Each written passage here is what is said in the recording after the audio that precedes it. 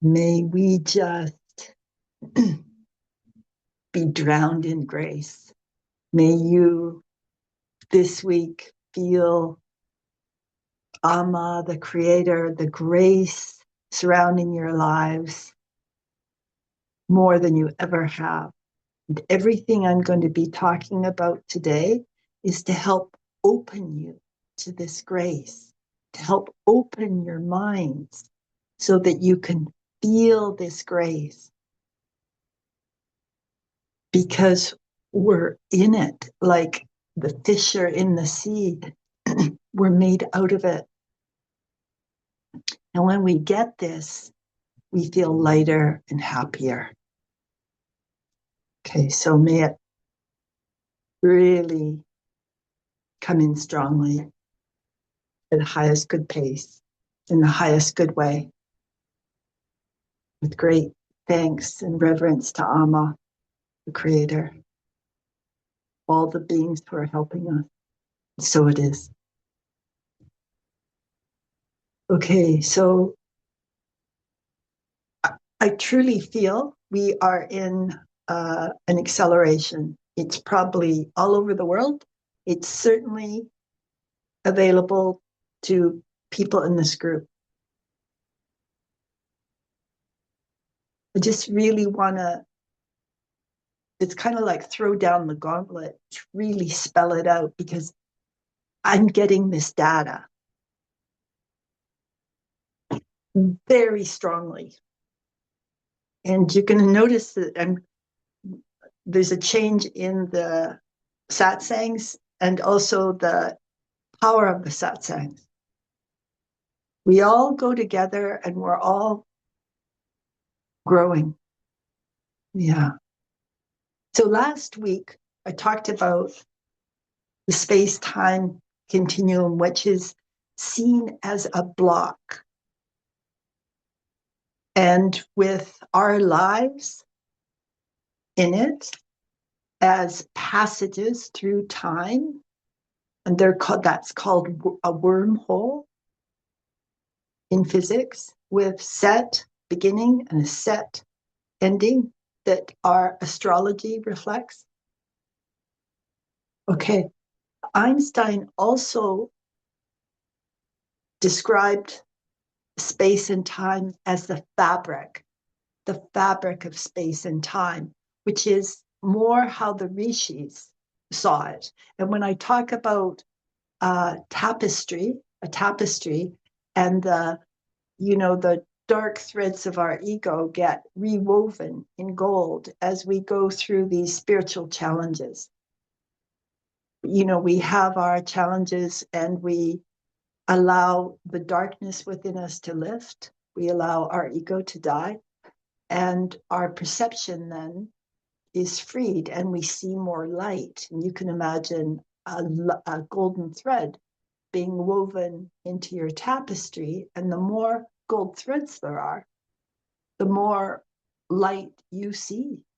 And you've earned it through going through these challenges. Okay, so it's just hear this. And if you really want the penny to drop more, listen to it again and again, maybe. And I'll be putting videos up that are spelling this out too. It's really important, you guys, to keep your mind flexible so you've got different ways of thinking of the same thing. It allows the penny to drop in a broader, deeper way.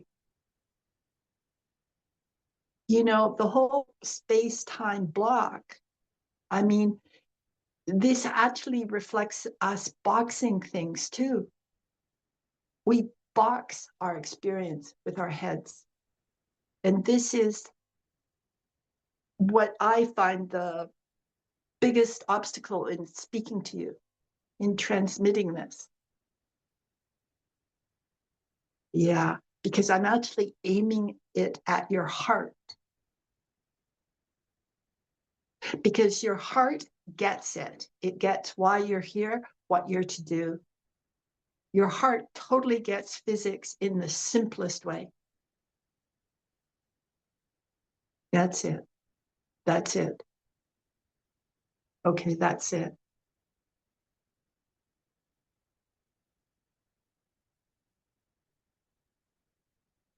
Yeah, okay, you guys.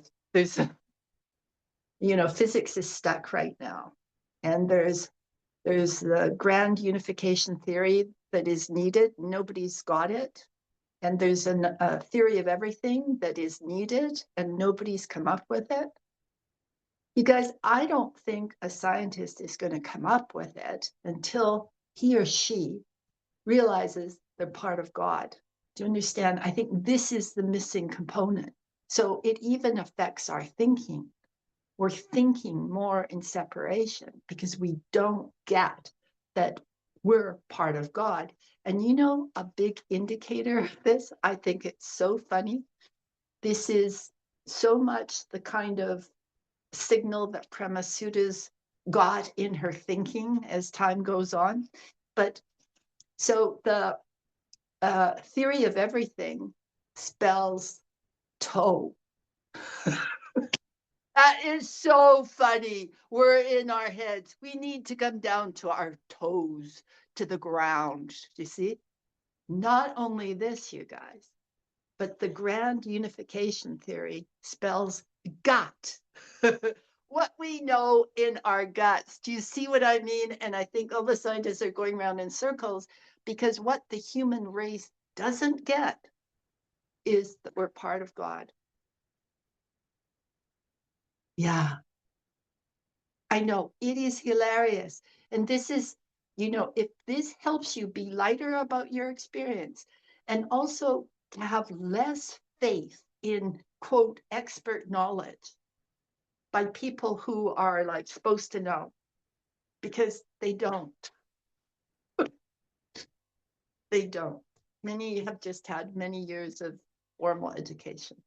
They're not speaking from their creator aspect. So if your job is to, discover the creator in you, then, you will learn over time to really trust the data you get as these golden threads get woven into the tapestry. Yeah. Yeah. Okay. So we're going to do physics for a bit, you guys. And it is coming in so strongly from the universe, from Mama, to do this. So the other thing is, if you shine, and some of you may have seen this video that I've just put up, if you shine light into a box and you shine it through a tiny hole, so there's no chance of the, light escaping. You keep shining. So the box will get heavier in weight. Now, this is physics. The mass of the box increases. Okay, I want you to think of that because there is no obvious causality to that because light is weightless. Okay, so I really want you to get what I'm going to say next, which is human bodies emit light. Actually, all matter emits light. The reason the scientists say that the reason that human beings emit light is because of our digestive processes, our metabolic processes. But this is a little bit of a superficial explanation. It might explain why it is happening in the concrete world, but it doesn't really explain the reason we emit light, the bigger reason, the global reason. But we do. Okay. Now I'm going to shine a light on why your experience trying to evolve is uncomfortable. Oh yeah, okay, back to the human body. When we die, we get lighter. We lose mass. Just like the box. You are a box of light, in a way. Okay, now, so you have light and mass in you. So light has a very different way of experiencing reality. Light, travels at 186,000 miles a second, and it's 300,000 kilometers. And it takes 8 minutes and 20 seconds to reach the Earth from the sun, 93 million miles away. So light, if you are light, just imagine being light.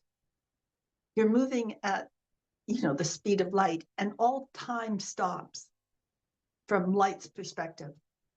So light has no experience of the journey from the sun to your eyes. For light,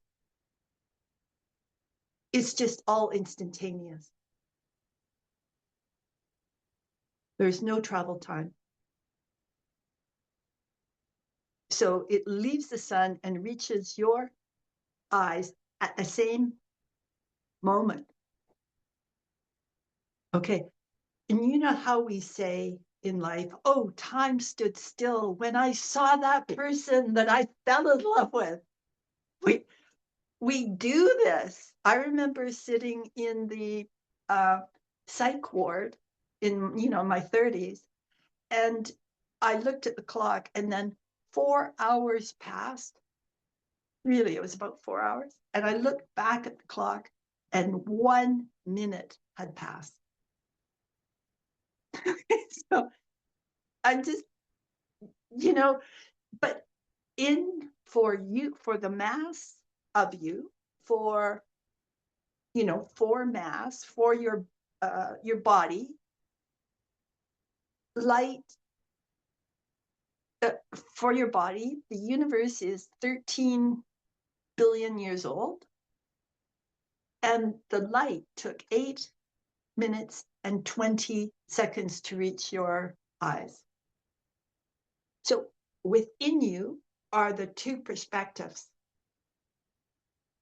And this is their what's the word? Awkward bedfellows. They don't mesh so easily. The only way they mesh, in a way, is you go through these spiritual challenges.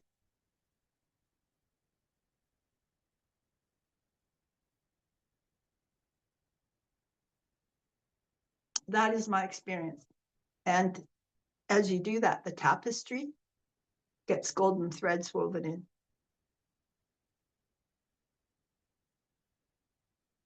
But I'm wanting you to embrace your humanity for why the spiritual journey feels so difficult, and why it's hard to see that, the creator exists, because you're boxed.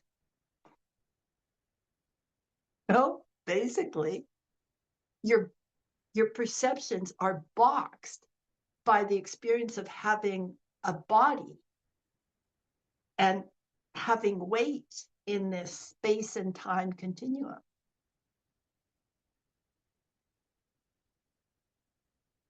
Yeah, it may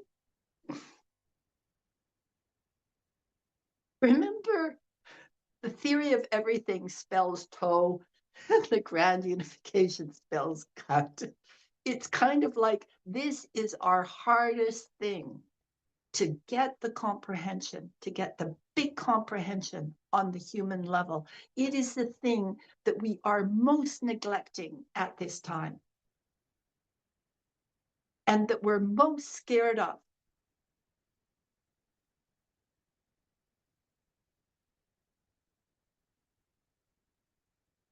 And what aspect is the kind of the personal Um,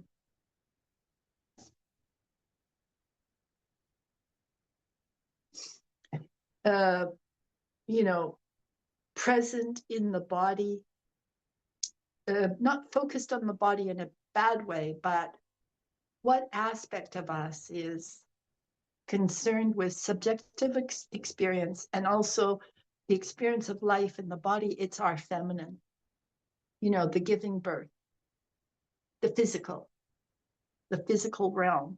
In Indian philosophy, this is, you know, Shakti and Shiva. Shiva is the male principle, the absolute coming from the divine, and Shakti is the energetic, physical. Yeah.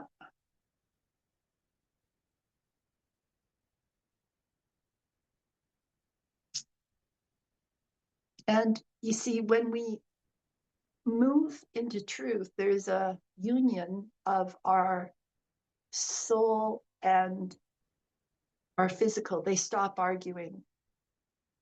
It's a sacred marriage Jung talked about. And it's, you know, in the Indian philosophy, they have a symbol for this, and I've forgotten of the name, of course. Do you guys know what it is? It's a physical symbol for male and female. Oh, the linga. The linga. Yeah. Anyway, I'm losing you a bit.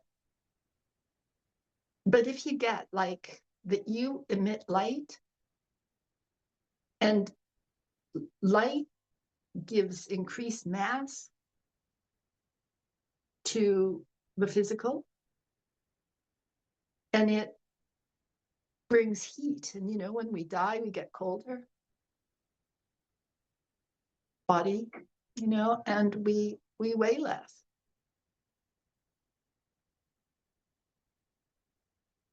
Is to really get that your true nature is a reality.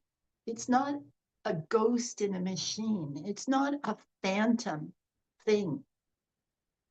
It's real, and it's orchestrating your whole existence. If you think of those wormholes,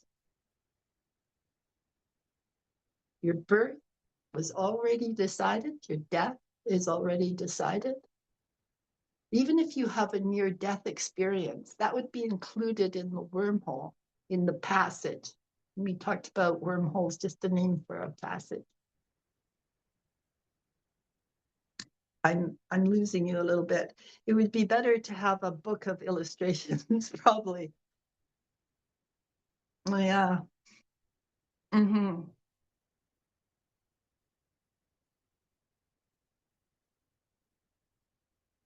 The another thing I wanted to talk about was, are there any questions about this at all? Or comments? Or there's one thing I'd like to say.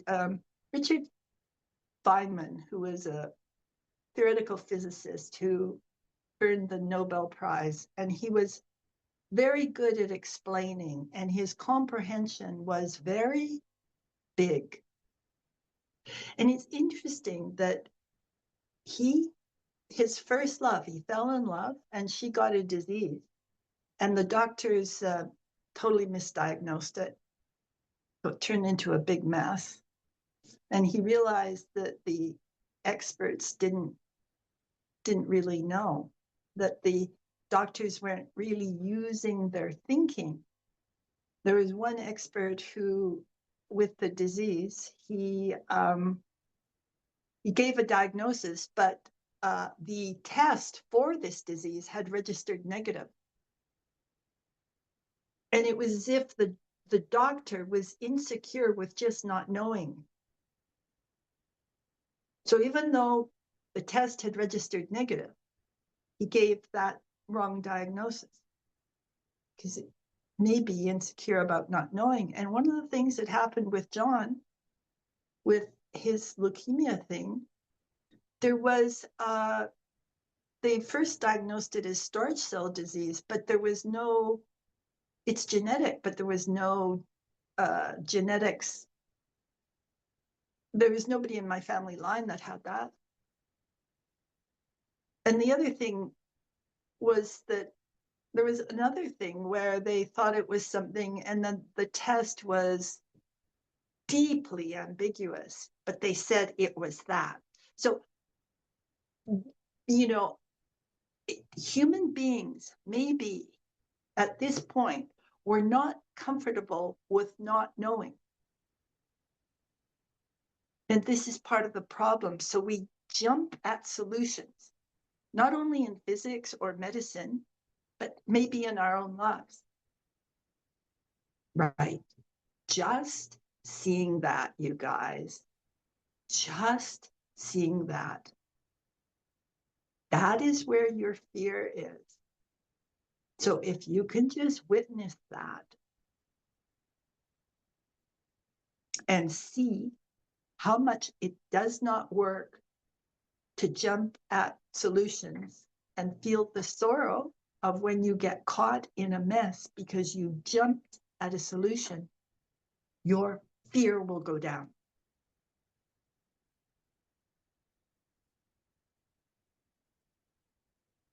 Good. This is how I got rid of fear, was I felt the sorrow of how much it was screwing up my experience, how much listening to the fear made me do really stupid things. And I felt the sorrow of it very deeply, took it to the Creator, Amma, and golden threads got woven into my tapestry.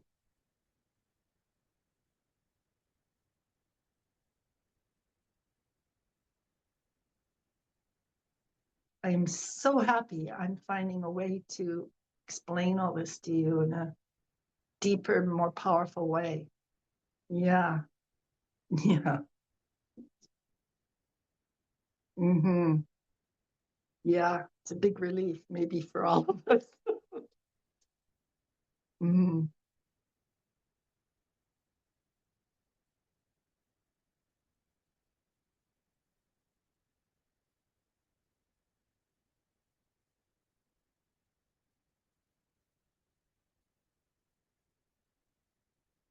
So, and I'll come back to, I think part of the reason we're so uncomfortable with not knowing is we're not well bonded to our moms.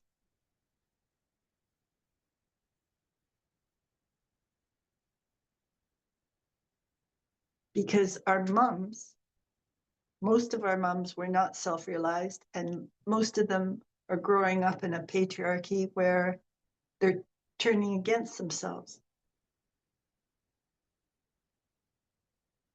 This is why, if you want to get really big understanding, Gandhi said most of our social problems would dissolve if we took better care of the innocence of children.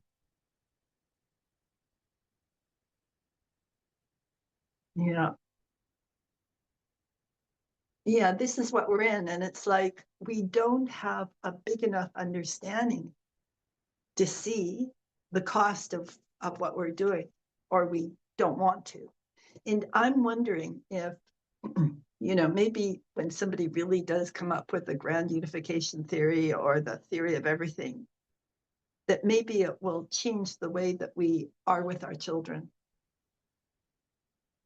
But the main thing that would change, how we are our children is if you get that you're part of God,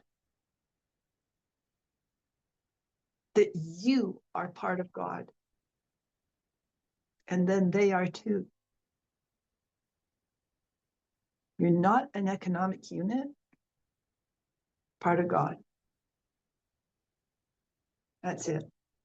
That's it. It's right. It's how do I say this? It's like I can feel the Creator saying to communicate how beautiful you are. And I can feel that for, well, many of you, it's covered up by the darkness of your head's misunderstanding. This maybe is the light or the darkness that I felt was going to be leaving. It's part of this acceleration.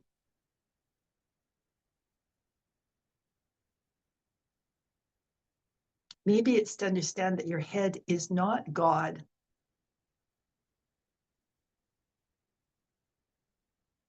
Your head is a deluded, very scared child. That's where your thinking comes from, you guys.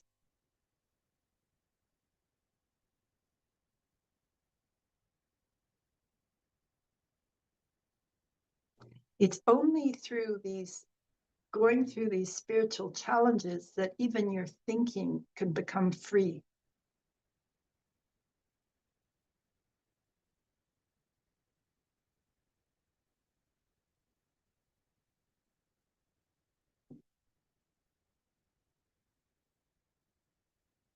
So we get there through self-love, you guys. Not through beating yourself up.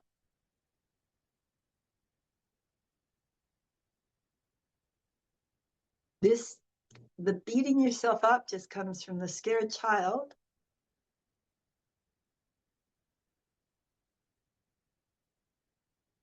Yeah, who's just trying to behave well, you know? Does things to themselves so that they'll behave well and please the parents, you know? Okay. Okay, there's some things starting to roll off some of your shoulders with that understanding that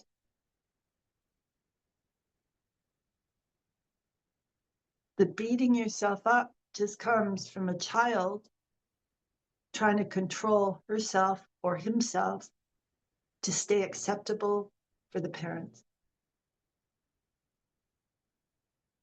And we get out of this by experiencing that we're part of the creator.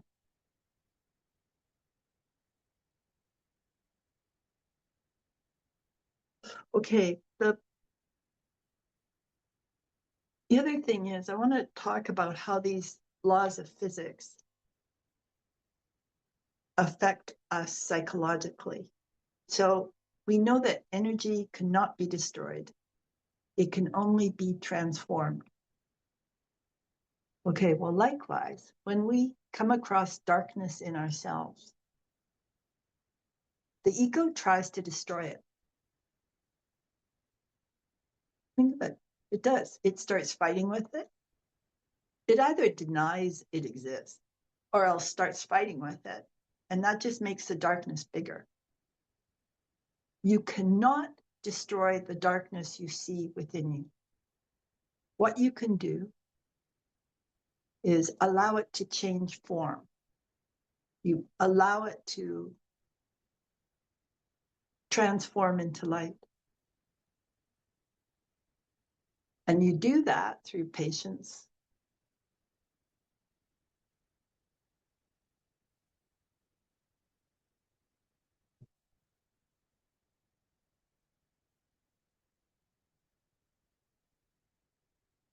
So a dear one had a dream where she was being chased by a bad man. And she wrote me about it. You know, because you get these things come up and they rattle us. So it's a picture of darkness. Now, in this, it was coming through as a bad man, but it could have been a bad woman. I mean, we're in a patriarchy, so, you know, we might dream about a bad man, but women are carrying the same misunderstandings that the males are through our cultures. And any dream is showing us part of ourselves. We might be victimized in a dream, but like a bad man in there is it's a belief system and it's got emotions in it, and it will be operating in this dear one's psychology. It's exactly where we're if we're too hard on ourselves, too judgmental, it would be that. The bad man would be where she gets hard on herself, judgmental, goes into her head, tries to figure it out. Okay, this bad man cannot be destroyed, but he can be transformed. And this is the importance, you guys, of working with your human psychological vehicle. So I suggested that she go back, lie down, go back into the dream through imagination and change it. Because she'd woken up being chased, that she was chased, she woke up terrified. So I said, go back. So in this dream, she was, so she imagined herself in the car, and she heard still a little voice inside going, turn and face this. You can trust me. And that would have been the light or the soul within her. So, in her imagination, she stopped the car and got out and faced him. And when she got out of her car, or when she woke up, or, when she came out of this imagining, she felt this surge of strength come into her body. She felt hopeful. She felt, I can do this. Okay, that's light weaving. That is golden thread weaving into the tapestry. She can face this within herself. And our facing of it happens when we start judging ourselves or somebody else, and we catch it. It's like catching the negative energy, catching it and giving it over to the creator, or replacing the thought, or even just catching it and going, oh, I'm really doing it again.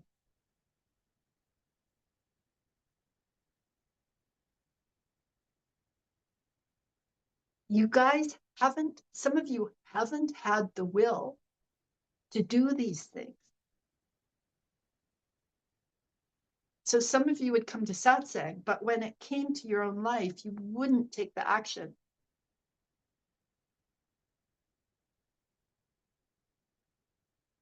Yeah. And it's kind of why it's what physics is helping with, because the physics of it, once you get the physics is just describing the laws of our physical universe, you realize that it actually functions psychologically too. It's everywhere.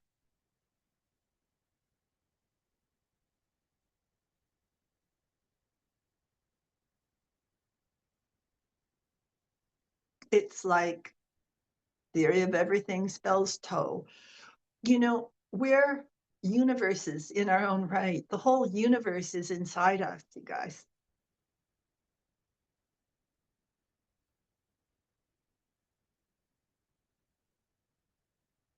And when we meet each other, we're two universes speaking to each other with all our past history of all our past lives. And at the same time, everything is one. So this is the other thing about physics, is particles can be separate, entangled, and part of waves all at the same time. But I'm not going to get too we'll do this gradually over time, so that you get this understanding of physics in your bones. I'm hoping that it comes into your bones. So we'll make room for the light to come in.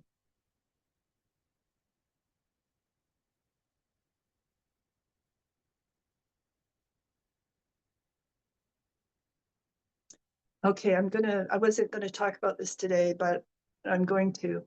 Let me talk about it again. It's about how light flows. So, with basic physics, you know, you shine a light, it hits an object, reflects off. And light goes at 186,000 miles per hour.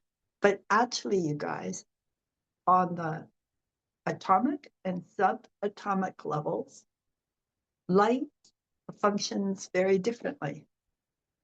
Okay, and this is why we need the grand unification theory or theory of everything. In the quantum area, the subatomic particles and atomic particles, light actually goes in every direction at once. It like goes straight, but another light photon could truly, it could go from your forehead to the moon and back again, and could even go faster than the speed of light.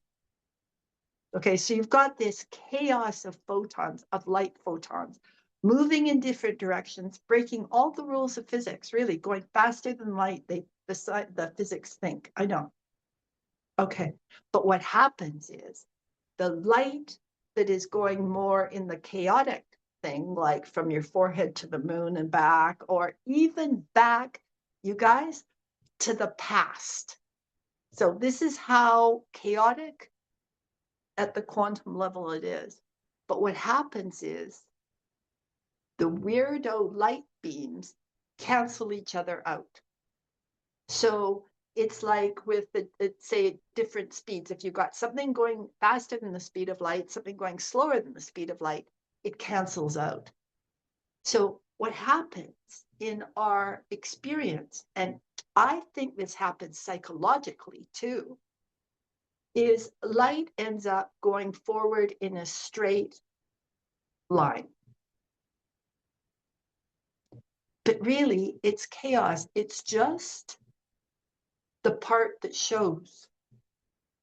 It's like the rest gets canceled out and you just get the straight lines. And what happens is the light that is closest to the straight line, it all starts supporting it.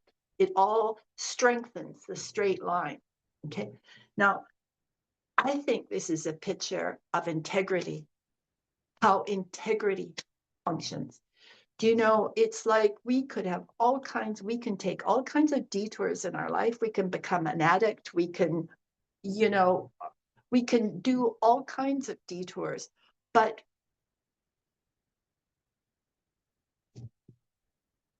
there's something in us that propels us to actually move forward in our truth. It's like the Michael teachings that I've talked about before, which is it's coming from a disembodied level, at the same level as Amma. According to this, it's coming from the causal plane. Someone like Amma is basically living at the causal plane level, just like 1,000 of us, 1,000,000 of us. Okay, now this is where this teaching says it's coming from. It has been very useful to me as I've gone through my life. It says that in our lives, we have to experience everything possible on the human plane. So we have to be the murderer and the murdered. We have to be the thief and the person being robbed from. That we get all those experiences. And if you think about them, they all cancel out and it turns into wisdom. So if you're murdered, you have that experience. What you glean from it is wisdom, knowledge. I can feel this wall in you. And I think it's the wall I was talking about earlier, this darkness coming from the head, coming from living from the head rather than living from the heart. Living from the heart includes the data of coming from this chaotic way light is shining. It includes it. without getting distracted by it.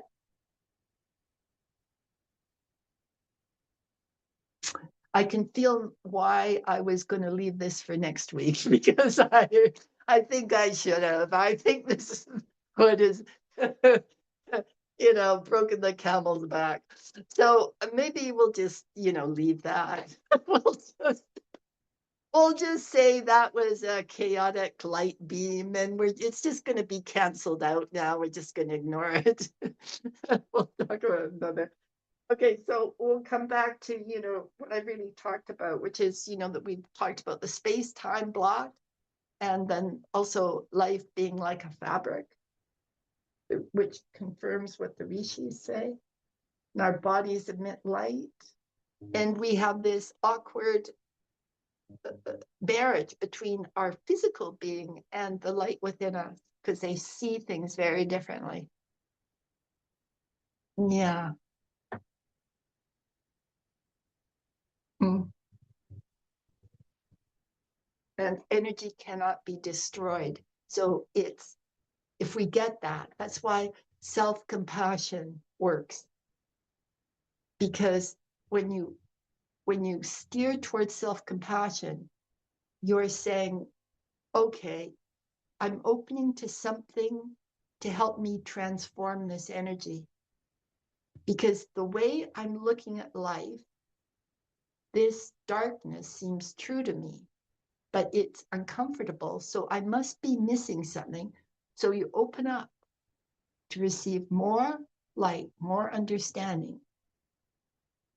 And that then allows this darkness within you to transform. This is what I have the most trouble with. Like, it's kind of like, that's what it feels like. I have the most trouble with you guys just around this, around just opening your heads so that you can allow who you are to be born.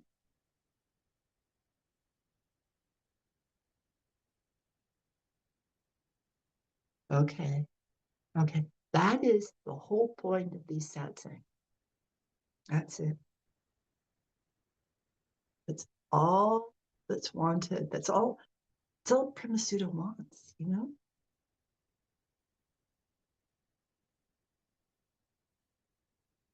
Right, for the baby to be born. The baby of your deeper understanding, your deeper realization.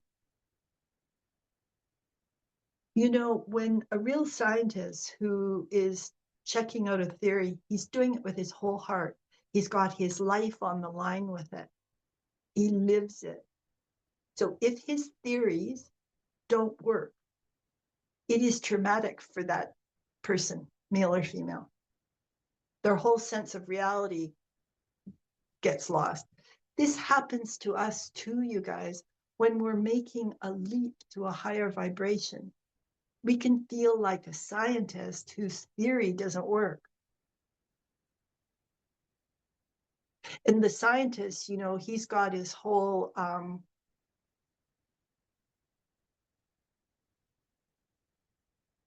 even his earning capacity will be involved with his theory, his job, perhaps. Yeah, this is okay. Good. Okay, I'm getting this voice saying, if you were wondering what's really bothering them, Premasudha, it's this. Okay. Is this, you guys? This rub about the physical survival, like keeping a job, staying married, keeping all the relationships the same, and yet wanting all this higher understanding and wondering if you're going to lose any of them if you grow. Will you lose your job? Will you lose the people you love? Will you lose your idea of yourself?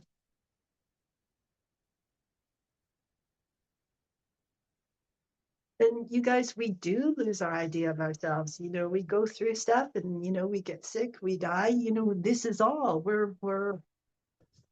We're actually, you know, not our physical beings. What I want to do is somehow bring comfort to you. So on one hand, I'm dislodging maybe some sacred cows, and at the same time, there's the whole infinite compassion behind what I'm saying. It's actually behind what's coming to me to be said, you know. It's like a transmission of infinite compassion. Yeah. Okay, good. Good. Good. That's helping some of you relax a little. It's like this baby wants to be born, you guys. You guys, maybe you're all feeling it.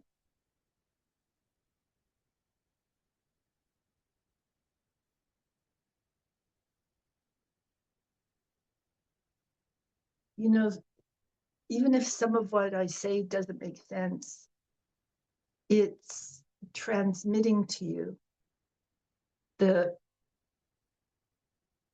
agape, the unconditional love behind the words is being transmitted to you. And that is actually what will help you evolve. The words are kind of useful, but they're also kind of incidental. But it might be a good idea to think about these things. It's like when I first read the Gita, it didn't make sense to me, but I kept reading it, and then slowly it made sense to me.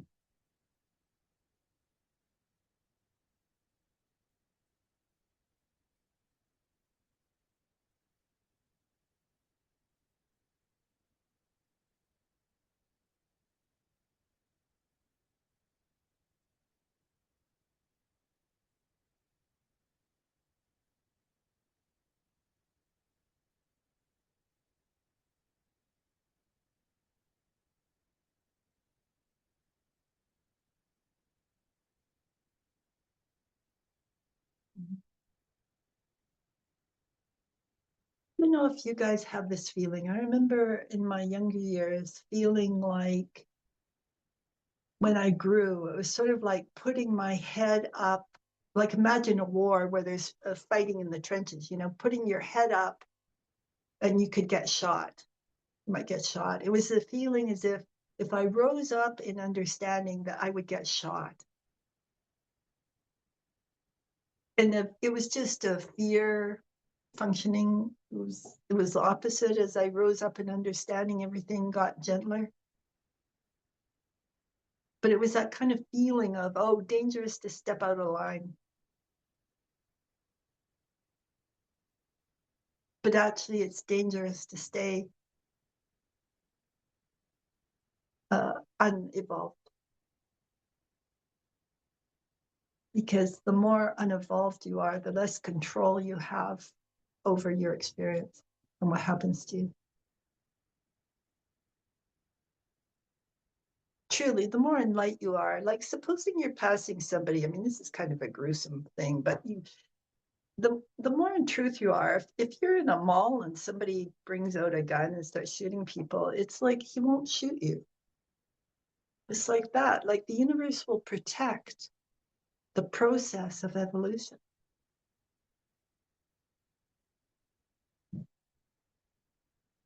You know, if you have an agreement but you wouldn't even have an agreement to lose your life in that situation. It just would be so improbable.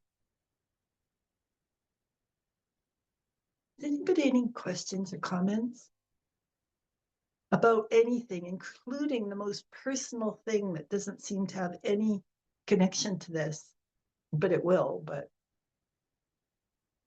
the importance of coming forward is, it comes back to, you know, the grand unification theory spells gut, and the theory of everything spells toe. It's like it is only solvable on the human level. know. Yeah. Judy, did you have something? Well, I'm way new to the group, so I don't feel, I shouldn't say that, Go. but truthfully, I feel new enough to be speaking like the child who doesn't really know, which is good. Yeah. But anyway, two things. When you talked about getting the mass shooter, it made me think about the dynamics of the one long ago. It was one of the earliest shootings where a kid went into a school and he looked at a girl and he said, "Do you believe in God?" She said, "Yes," and he shot her. So that was weird to me because that there has to be a different dynamic that's unrelated to what you just said. Like there Yeah. has to be a connection there. She was probably taught about, first of all, she would have had agreement from before time for that to happen. But second of all, she would have had, I'd say, parents teaching her about God who had no idea who God was. Right. I wondered too if it was a blind thing where where we think, like I know I was raised to think that sacrificing your life for another person was the ultimate good thing. Yeah. Whether that's true or not, I don't know. But no, can I switch to something else that I thought of while we were talking? Sure. Yeah. When you were talking about how we are the opposites of everything, we have to experience everything. Yeah. Okay, well, that made me think because I deliberately avoid violence. I don't like to look at it. I don't like to read about it. I don't like to hear about it. And I don't like, because I'm of the mindset that it's pollution for me. Yeah. And yet lately in my dreams, like there's one that just happened a month ago. I was stabbing somebody. I mean, I was going for it and I was upset with myself because the first hit wasn't going to do the job. Right. And then there was this thing over my left shoulder saying, "You can do better than that," or something. And I knew I had to go for the neck or the heart. I Yeah. actually just had to stop and say, "Judy, it's time to get up and end this dream." And I just went up to the bathroom so that I would just stop the crazy. But then I thought, what if I have to experience the other side of this? Since you said that. Anyway, that's all I have to say. You know, there's a level that in the spiritual journey that you have to be able to, in a way, kill your ego. Like you have to kill your ego. You have to allow your ego to be eliminated. And it is, in some ways, a violent process in a way. It's sort of like uh, if you've got uh, something like eating your food, you tell a cow, like stop eating my plant or whatever, and the cow's not going to listen. The cow will only listen to like a stick, and will you get out of here? Okay, okay. So you know, in the dream, it may have been like in a way that may be part of what's going on. Is you uh, not wanting to uh, for you wanting to that you're fed up with living at the ego level. You see, you guys, our heads try to box everything and make everything simple. This is exactly what I'm talking about. But there are way more threads in all of this than we realize until we really wake up and we start seeing all the threads and influences, and bad and good go out the window with this. It's true. You This know, was chasing me before I did this. This okay, entity was chasing me and I laid in wait. I waited around the corner of a door knowing that it was my time to end this. Anyway, so okay. possibly Well, ego. there we are. There we are. And the voice behind saying, really do it. Don't do a halfway job on this.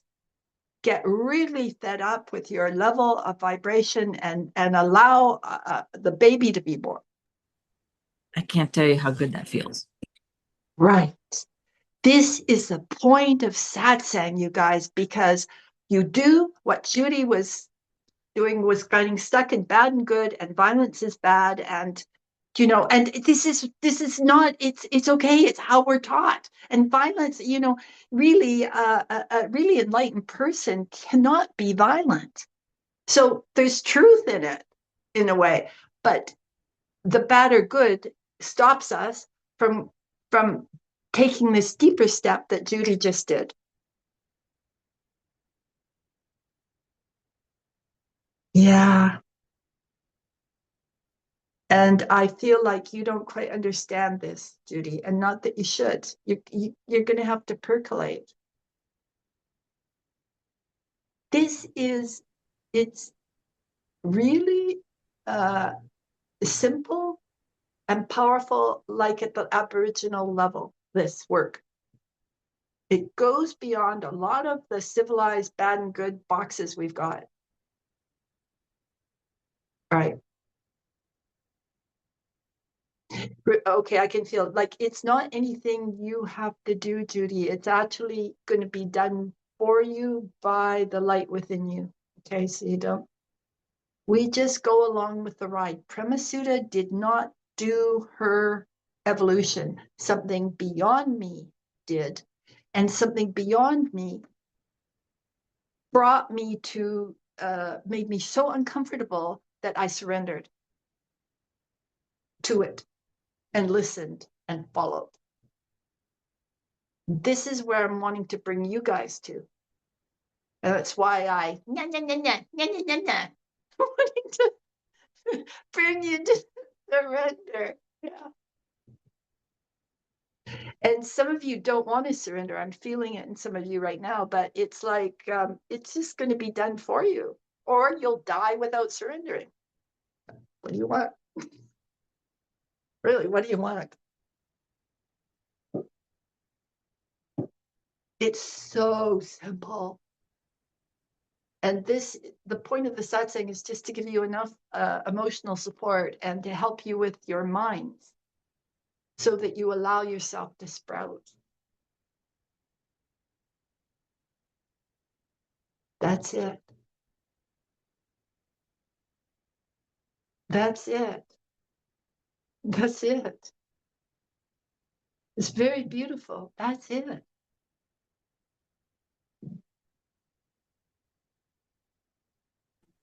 Premasudha. Yes, please. Michael. It just makes me think for years and years, um, Yeah. how I've been working in these, everything boils down to science, according to most people. Yeah. And that's always really, really bothered me because I always felt that there's something that you just, can't explain. And I mean, we know all that, but that the science part, they were missing a key element in science. They couldn't explain the science properly, and it would be just very superficial because there was something that they were really missing. So, Yeah. this craze that the world has with STEM, and then I thought of brainstem. The craze that the world has with STEM, it's just getting worse and worse. And Yeah. I mean, I all I'm trying to say is, I can relate to. I don't understand everything you're saying, but I can certainly relate to parts of it. Yeah. And the key question is, what did you do and what do you do with your discomfiture when it comes up like that? Your discomfiture with science, what did you do with it? Well, I remember sometimes in meetings actually saying, look, let's not focus just on, I can't remember exactly what I did, but my sense is that I was trying to get people to focus on something else and not just straight numbers. And every little detail they wanted to prove through some kind of scientific study, which was costly and complicated. And I just said, I don't think that really explains it. That's all I really could do. And then try and think, for myself in, wherever I'm working, how else to explain it. Right. So did you get anywhere? I I probably got to the first step, but I'm not sure. I'm still trying to write. You're I'm still still trying in to chapter write? one. Okay, so the thing is, Michael, that in everything you say, like I hear it and I honor it, and yet I think the whole thing is a big deflection away from your inner truth. And then we come back to the honesty that I've been hammering with you. In a way, I know what you mean because on the other side, I don't really want to over intellectualize it.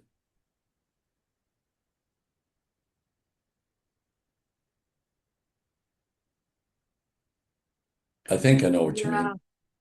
there's this part of you, like I see the you're speaking, but I'm seeing that the truth of you is in darkness. Hmm. And I'm wanting you to speak from the truth of you more. Hmm. And it's like you don't know how to do that with me. It's not even with me. It's like it's like you don't dare. Yeah. It's like you absolutely don't dare. It's like, yeah. So how do you feel when I say that? I guess I don't feel it. I'm not asking you to whether you feel it or not. I'm Hmm. asking, how do you feel?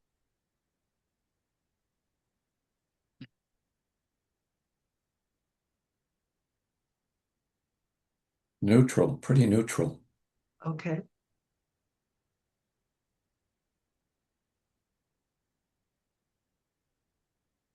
Okay, so I'm burping. So we've, this is useful.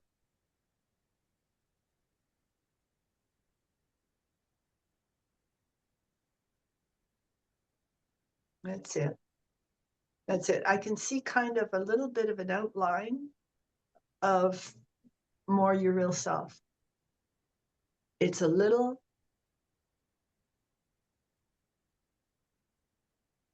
it's just getting lighter, a little lighter. Okay, now I want you to think very carefully about this question, and I don't want you to fudge at all. How do you feel? Just say whatever you're, whatever it is.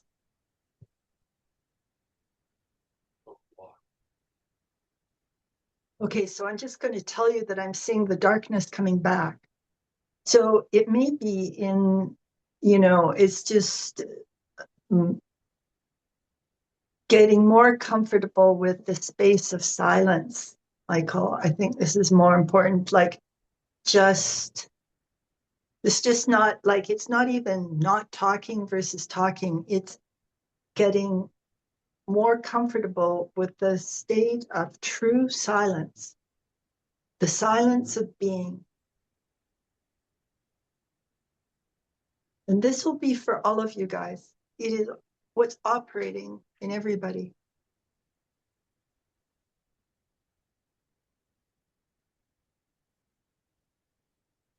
And because of everything's one, every burp at my end was, it was like an energetic assisting to, for this darkness to be released, kind of like a support, love coming. And it's like your soul really wants this to happen, and your head, it just kind of keeps getting in the way. Like I was talking about, you guys, because our heads are so limited. They make things bad or good. A lot of times when people speak to me, I hear I'm being a good boy or girl. And that's what was operating, Michael. You were speaking from that little child who's, wants to please his mom, doesn't want a bad mom, wants a happy mom. And you don't even know you do it.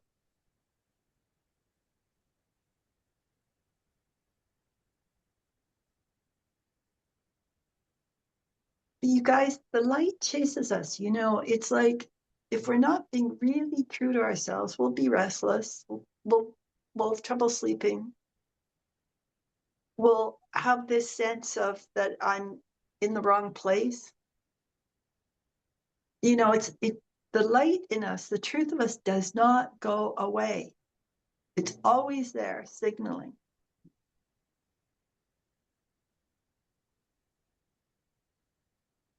Right.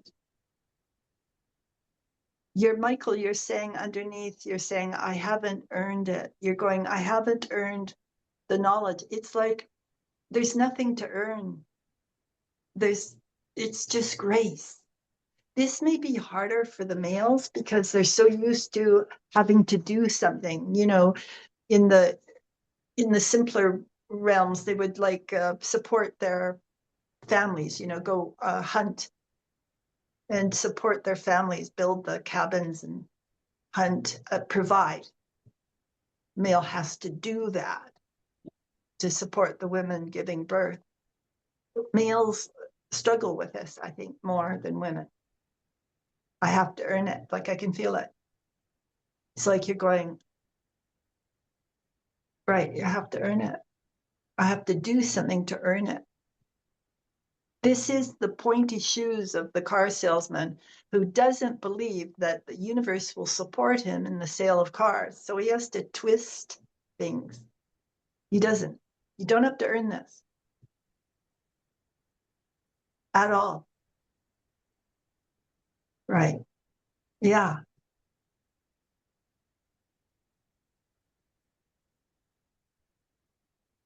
You know, again, the psychology, what happens, we feel we have to earn stuff, so we're not true, so we get rejected.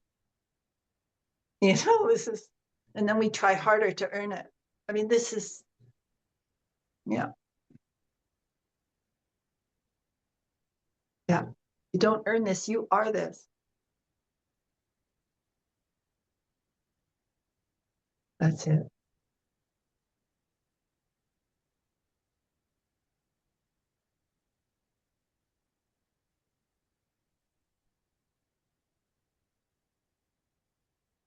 So, Michael, what do you think of all this? Or where are you in all this? I feel like I'm caught again.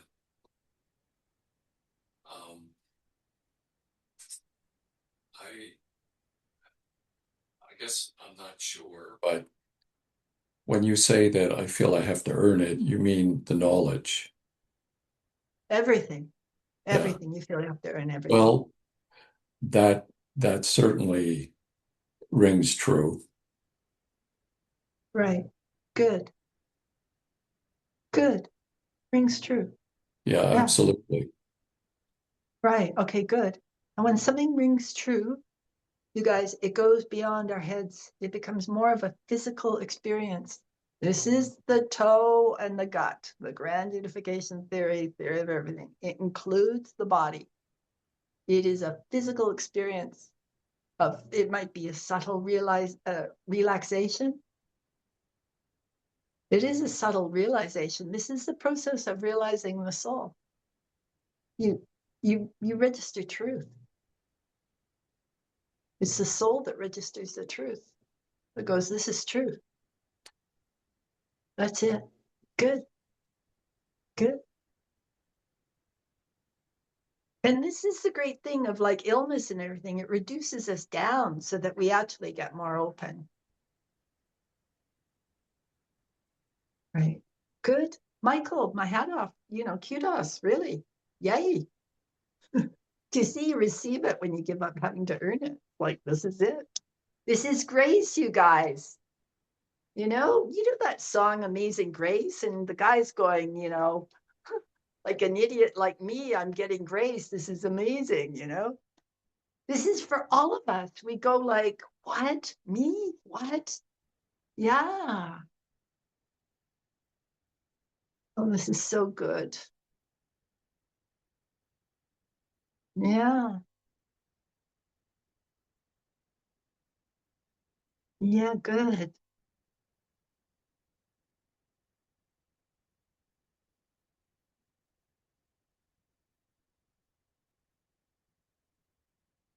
You know, when I was talking about light going in every direction, I look at my spiritual journey. I have had such a wild spiritual journey. And it's kind of what's distilled out of it, this light going every direction, is this clarity and an embrace of all our levels of experience. You know, our physical, emotional, spiritual, all of it. Yeah.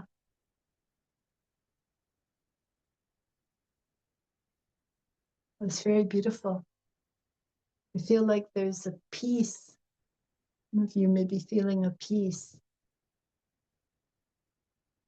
Yeah, that's very beautiful. You just settle into peace somehow. You know, the ripple of the disturbance finishes and you just end up with the stillness of a lake. There's something I saw quickly just on my phone. It was twins being born, and they had two different fathers. And this is unheard of. But I was thinking when I saw this that it was sort of a picture of where we are. It's like, which male are we going forward with? The male energy being used in for steadiness, objectivity, uh, uh, you know, the male will be like it's the tribal area. It's like, you know, the laws that helped the whole tribe. Yeah. And the feminine's more the personal and subjective. And it's wonderful, but it can get chaotic. And we need the rules from the tribe, but it's whether the male leadership is coming from a beneficent energy of wanting the good for everyone, or whether it's wanting what we see commonly is this grabbing of resources. And it's almost like we've got two different human beings who are going to be the result of all this. Two different ways humanity can go. And I also feel that it's women need to stand in their true natures because we inspire the men. That's the role of the feminine. We inspire them to be better men than they would be without us. This isn't talked about.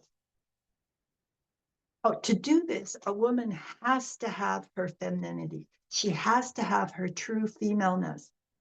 Because if she doesn't, she'll just kind of cater to the whims of the patriarchy to fit in.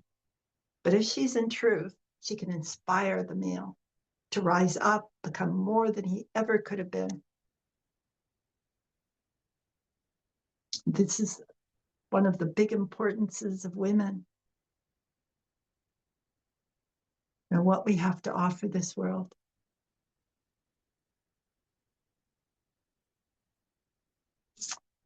Well, everything seems to be enriched, you guys. You know, I can feel the richness and the love power of all this and the changes in you guys. Yeah. And just be with it all. It's drip by drip by drip, like an IV of unconditional love coming to you. Yeah. Really, that's what it is. And it's happening all the time. Like, it's not just when you come to satsang, but if you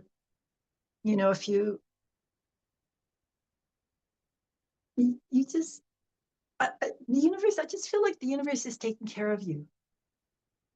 It's like the universe does respond. When we step up, the universe will support us in very big ways. I'll find the physics for this too. That's going to happen. I'm going to find the physics that supports what I already know. Yeah. Anyway, you guys, I guess, and last call for any.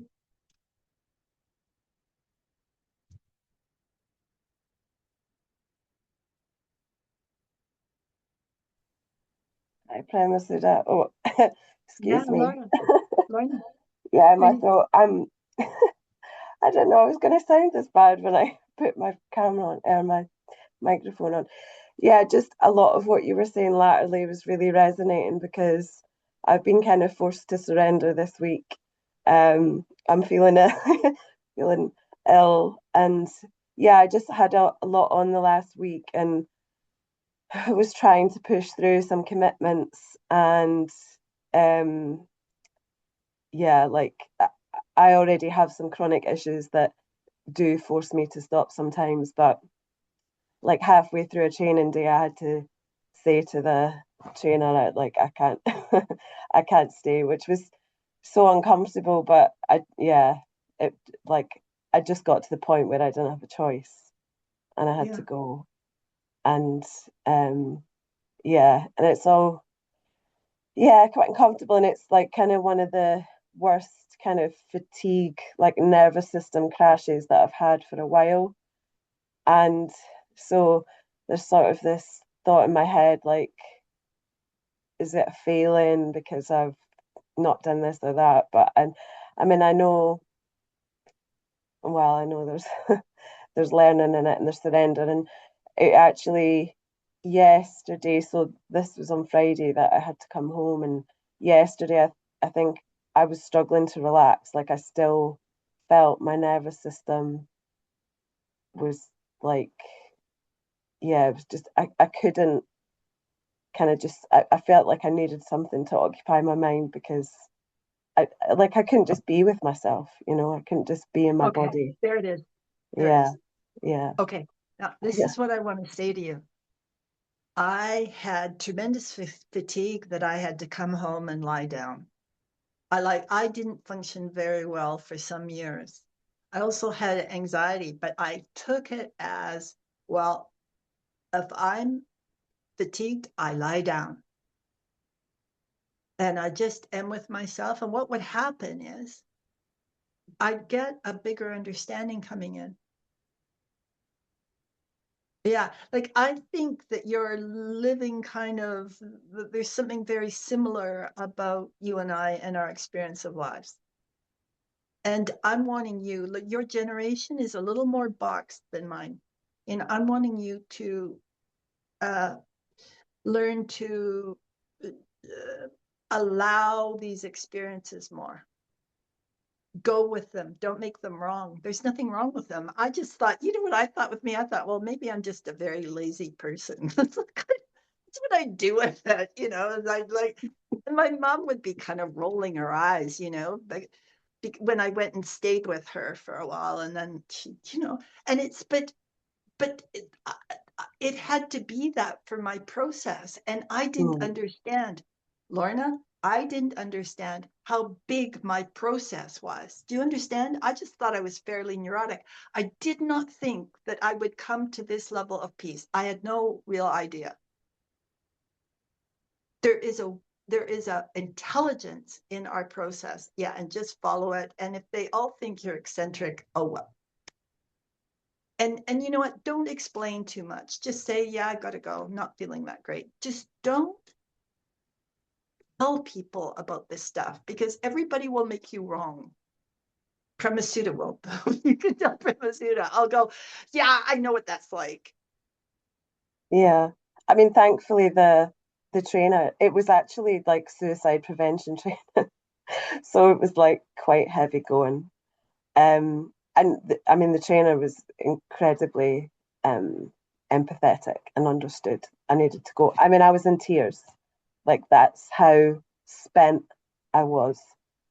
Um, well, I don't know I'm not totally sure what Yes, the tears were sweetheart, actually. even you're kind of doing what Michael did. It's sort of like you were spent because your universe, your soul really wanted you to come back to yourself. Mm, mm, Right. And yeah,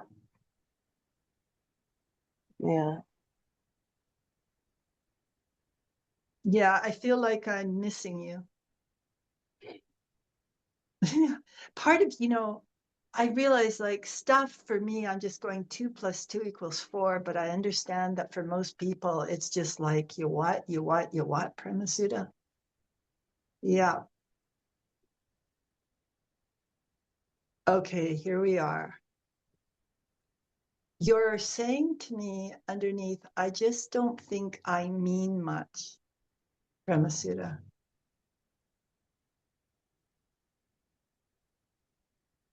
I don't mean that much to the world.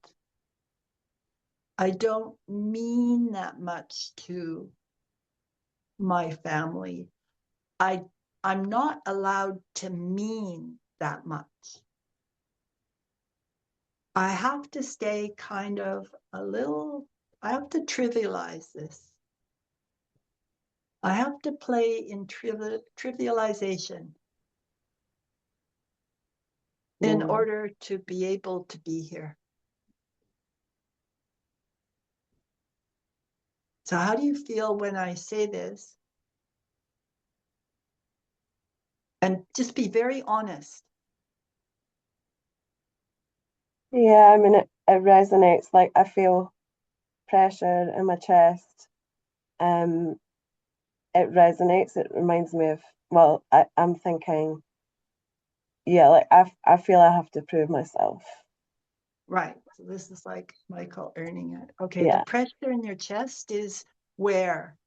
Like, Just like round the center, kind of. It's actually, I don't feel it actually so much now. right. Okay, good. You Lighter, integrate it in. it's lighter. Okay, Yeah. so it's a withhold, a clench around your heart, lifting. Mm. Mm. Okay, you guys, this is everywhere it needs to happen. Our hearts, the clench around our heart needs to be allowed to release out.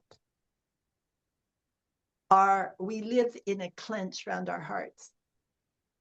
We live in our heads and we clench our hearts.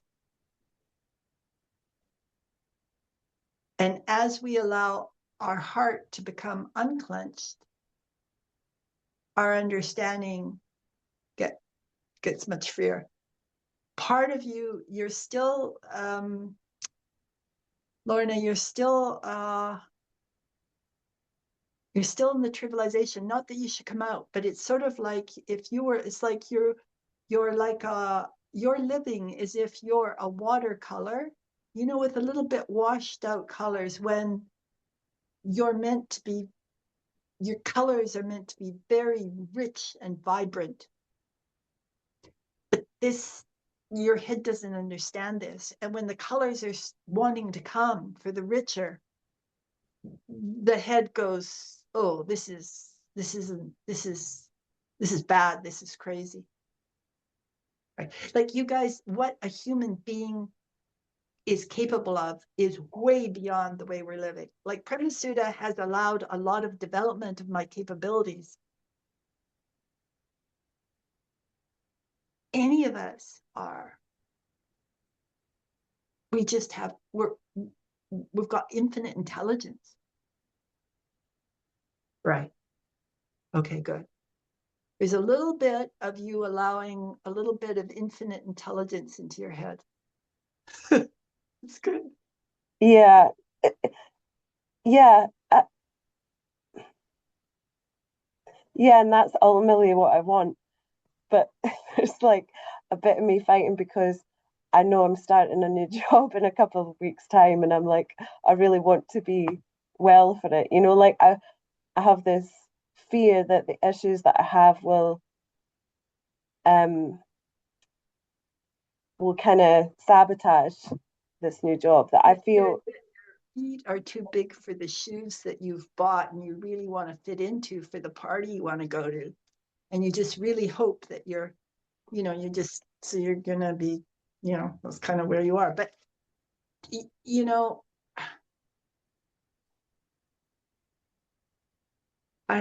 this is the trouble with the being light and being in a human body exists exactly this. You want the job. And at the same time, you want infinite knowledge. Maybe you can have both. But I'll tell you Yeah. what, if you're worried Yeah. about it, you need to give it over. Because I'll tell you what, Yeah. Lorna, the rule of our psychology is if we're worried about something, it is negative prayer. It is actually praying for that outcome. So give Yeah. it over. Okay? Yeah. Yeah. Ask the true will be done. Yeah. Okay. Yeah. All right. Yeah. So it is. Yeah. Because the funny thing is, like, I really thought I felt that I was brought to this job and this role. Like, it feels like Okay. Well, things then let that have be. aligned to bring it. Like, it feels like the most aligned to me of any Okay. job. Okay. So So I have to trust. yeah. So I have to Lorna, trust. maybe you just needed to hear all this to then fit comfortably into the job, you know. So right. Yeah. Because the Remember, day, yeah, I was worrying about not being good enough for it a couple of days before this all happened. So. I don't want you to get too heady. So just keep Yeah. concentrating on your heart, Yeah. okay? Just keep bringing your attention to your heart. Say a mantra. I don't want you to get heady. Right. Right. The more you say your mantra, you guys, the more you're telling your psyche that you want to come into your heart. It's an hour and a half. We have to finish, you guys. I'm sure you're all OD'd anyway. It's like, when is this gonna stop? Okay. Well, many, many blessings, and I'll send it out to you. Bye, you guys.